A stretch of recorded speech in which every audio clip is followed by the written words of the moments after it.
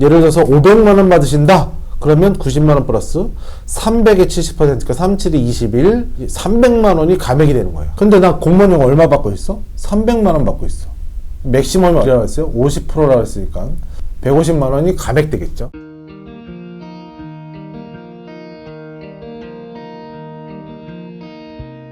안녕하세요. 연금닥터 김영택입니다. 오늘은 공무원연금에 대한 이야기를 해볼 겁니다. 대다수의 국민들은 국민연금 이제 납입을 하시는 분들일 텐데 공무원연금 받으시는 분들도 꽤 많습니다. 그리고 공무원에 재직 중인 분들도 많으시고, 그런데 이런 공무원연금 수급자분들이 이 사실을 모른다면 공무원연금에 대한 감액을 받으실 수 있다. 그 얘기를 좀 드릴까 합니다. 연금 받는 분들 중에서 가장 행복한 사람들은 누굴까요? 국민연금 받으시는 분들 뭐 행복하실 수 있죠. 아니면 개인연금 받으시는 분들 행복하실 수 있죠. 제가 보기에는 공무원연금 받으시는 분들이 지금 이 시대에 가장 행복하게 살고 있지 않을까, 그런 생각이 듭니다. 물론 사학연금, 군인연금 받으시는 분들도 행복하시는 건 맞죠. 근데 어쨌든 공무원연금에 비유를 해서 공무원연금은 이걸 받으시는 분들이 가장 행복하시지 않을까 생각되는데요. 그러면 가장 반대로 불행하신 분들은 어떤 분들이 있을까요? 공무원연금을 일시금으로 받으신 분들입니다. 일시금으로 받아서 뭐 했겠어요? 돈 써버렸을 거 아니에요. 이 돈 나에게 남아있지 않습니다. 그러면 공무원연금을 이미 받아버렸기 때문에 은퇴 생활이 행복하지 않은 거죠. 그분들은 반드시 불행해졌을 거라고 생각을 합니다. 공적연금에는 지급정지제도가 있습니다. 소득이 있어서 공적연금이 일부 정지되는 경우도 있고 전액 정지되는 경우도 있는데, 국민연금 받으시는 분들은 이 지급정지가 최대 5년까지만 정지됩니다. 5년 이후에는 정상적으로 연금을 받으실 수 있습니다. 그런데 공무원연금 지급정지제도에는 소득이 있는 한 언제까지 정지가 되냐면 소득이 있는 내내 정지가 됩니다. 그러니까 평생 정지될 수밖에 없습니다. 이 부분을 주의하셔야 되겠습니다. 국민연금은 5년간만 정지되고 그 이후에는 지급정지 사유가 되더라도 원래의 연금을 준다는 얘기인데, 공무원연금은 지급정지 사유가 어느 정도 해당이 된다라면 그 해당이 되는 기간 동안, 그러니까 소득이 발생하는 동안은 평생 감액이 된다는 이야기입니다. 연금닥터가 이런 좋은 꿀팁을 드리고 있는데 여러분들 구독, 좋아요 해주셨나요? 연금닥터 아래 부분에 구독, 좋아요는 해주고 보셔야 됩니다. 공무원연금의 지급정지제도는 이 공무원연금 수급자가 다른 직영연금, 공무원, 군인, 사립학교 등에 재임용되는 경우, 그리고 선출직 공무원 등으로 취임을 하거나 사업소득이 있는 경우, 연금 외에 근로소득 또는 사업소득이 있는 경우 연금 지급에 전부 다 지급 정지하거나 또는 일부를 정지하는 이런 제도를 말합니다. 그런데 유족연금에 대해서는 그 지급 정지 제도를 제외시키고, 유족이시니까 전액 정지하는 케이스는 어떤 케이스냐, 좀 전에 말씀드린 것처럼 공무원, 군인, 사립학교 등에 재임용된 경우, 선출직 공무원 등으로 취임한 경우, 그리고 공무원 전체 평균 기준소득월액의 1.6배 이상 소득이 있는 경우, 기준소득월액은 535만원, 2021년 기준으로 535만원이고 여기에 1.6배니까 856만원이에요. 856만원 이상의 소득이 있으시면 이분은 소득이 충분히 있는 것으로 본다는 얘기죠. 그렇기 때문에 공무원연금 안 받아도 살 수 있을 거 아니야 라고 생각해서 공무원연금은 주지 않는다는 얘기죠. 이 소득이 발생하고 있는 내내 그렇다는 얘기고요.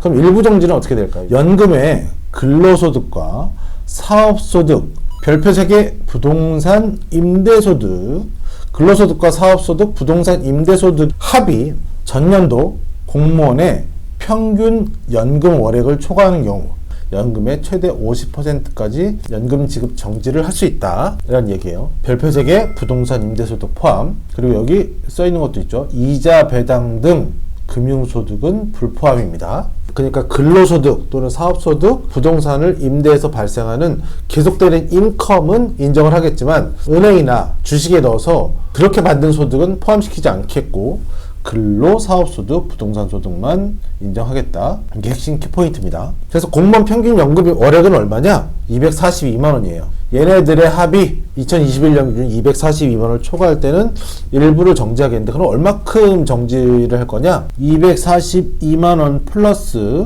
50만원이 넘는다? 그러면 초과소득월액의 30%까지 정지를 하겠다.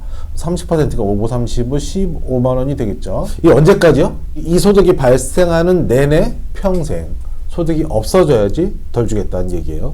자, 한 단계 한 단계 올라갈 때마다 퍼센테이지가 올라갑니다. 올라가고 70%까지 200만 원 이상 소득을 받으시면 70%까지도 누진세처럼 이렇게 넘어가죠. 90만 원 플러스 200만 원 초과 소득원에게 70%. 예를 들어서 500만 원 받으신다. 그러면 90만 원 플러스 300의 70%가 37이 21, 300만 원이 감액이 되는 거예요. 소득이 500만 원이야. 추가 소득이. 공무원 연금은 300을 받아. 추가 소득을 500만 원 받으니까 이거에 대한 감액은 300만 원.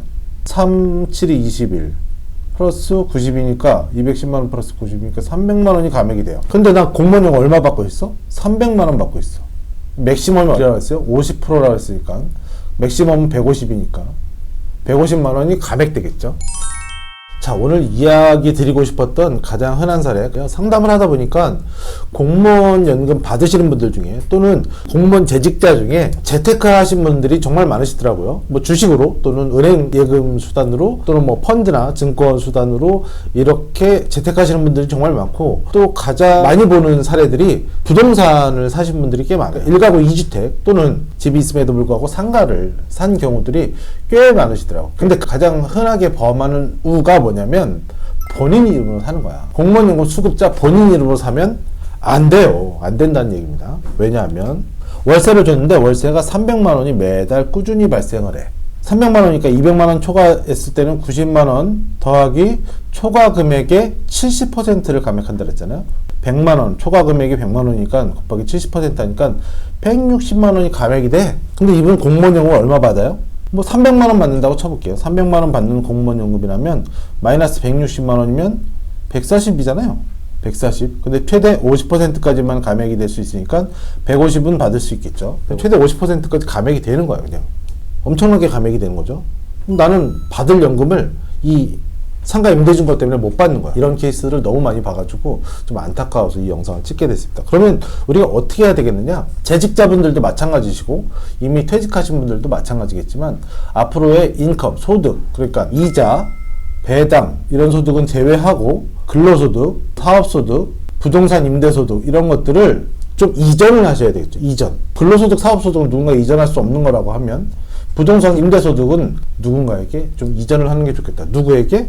자녀에게. 만약에 국민연금 받으시는 배우자가 있다면 배우자에게 좀 이전을 하시든지 이런 식으로 가족에게 이전을 하거나 또는 법인을 세우신다든지 이런 방법으로 해서 발생시키시면, 법인 세우시면 또 좋은 점이 뭐가 있어요? 물론 뭐 제가 뭐 페이퍼 컴퍼니 이런 것들을 하시라는 이야기는 아니지만 뭐 사업을 어느 정도 조금씩 발생시켜서 직원으로 등재를 해 놓으시면 여기서 이제 부동산 임대소득 발생할 것이고, 그리고 건보료 같은 경우도 이쪽으로 넘어가게 되면 건보료도 좀 부담이 줄어들 수 있죠. 그리고 팔기는 아깝겠지만 만약에 수익이 고정적으로 발생하는 게 좀 아쉽게 된다면 이자 배당 등 금융소득 쪽으로 이전하는 방법도 있을 것이고요. 그런데 우리가 이제 앞으로도 쭉 나에게 따라오는 것은 건강보험이라고 말씀드렸죠.